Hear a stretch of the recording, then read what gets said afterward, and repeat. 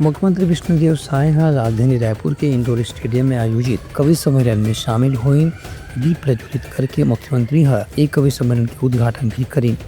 एक कार्यक्रम में उप मुख्यमंत्री अरुण साव, उप मुख्यमंत्री विजय शर्मा और कैबिनेट मंत्री श्याम बिहारी जायसवाल समेत राज्य सरकार से कतकुन विधायकगण भी मौजूद रहे हैं। ये मौका में मुख्यमंत्री गुरु घासीदास बाबा के जयंती के मौका में प्रदेश के लोगन मन ला शुभकामना देवत की कि कवि सम्मेलन के आयोजन से यहाँ के लोगन मन की जागरूकता और साहित्य संस्कृति के प्रेम ला भी प्रकट करे में मदद मिलत है। मुख्यमंत्री छत्तीसगढ़ के प्रसिद्ध कवि और गीतकार केदार परिहार ला छत्तीसगढ़ रत्न से सम्मानित करें। इस कार्यक्रम में डॉक्टर सुरेंद्र दुबे, डॉक्टर सुनील जोगी, डॉक्टर हरिओम पवार, अनामिका जैन अंबर, डॉक्टर अनिल चौबे, स्वयं श्रीवास्तव और रमेश विश्वहारमन अपन कविता से दर्शक मन के भरपूर मनोरंजन करें।